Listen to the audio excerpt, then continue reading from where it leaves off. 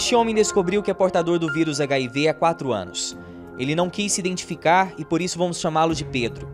Com medo de perder o emprego, por muito tempo ele escondeu da empresa onde trabalhava que é soro positivo, até que começou a ser perseguido devido aos atestados médicos.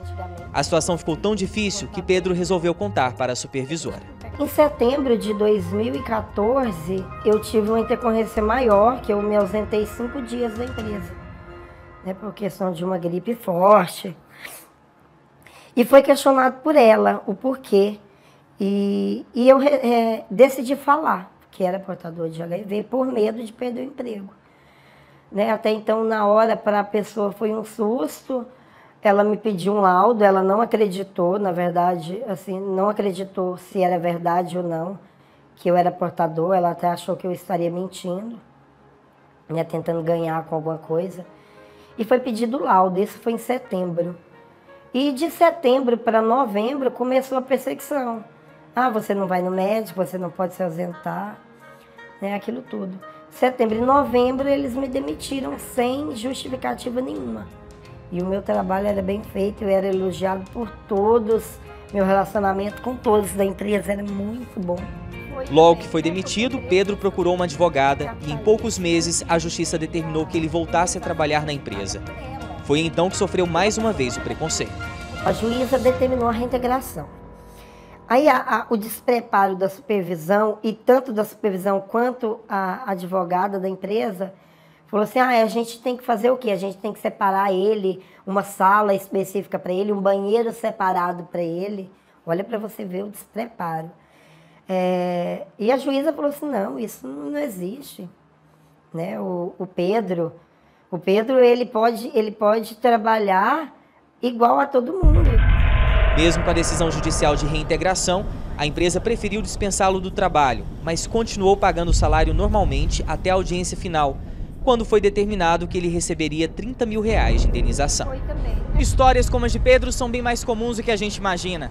Segundo dados divulgados pelo Ministério da Saúde no ano passado, cerca de 735 mil brasileiros vivem com HIV.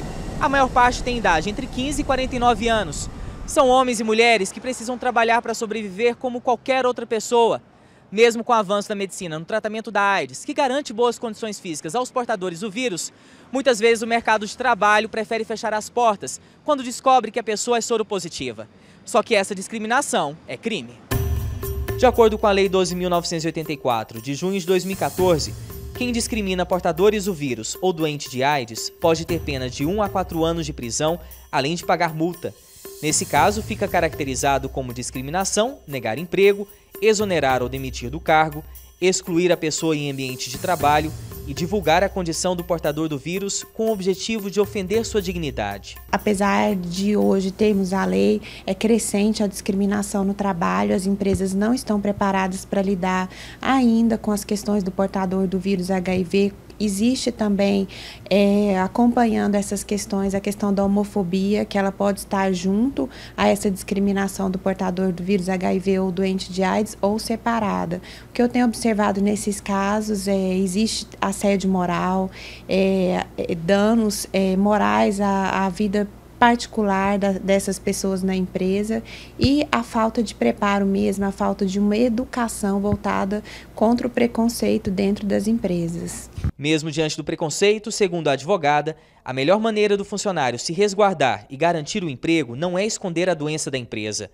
Ele deve informar por escrito que é soro positivo e, caso seja demitido, para a justiça essa é uma prova de que houve discriminação e que ele deve ser reintegrado ao trabalho. Na maioria das vezes, o funcionário que é portador do vírus HIV ou doente de AIDS, ele tem o receio de buscar a justiça, tanto pela questão do preconceito e tanto pela questão de um próximo emprego. Mas isso é uma garantia constitucional de não ser revelada nos processos trabalhistas. As empresas não têm acesso pelo nome do funcionário, dos processos ou do tipo de processo.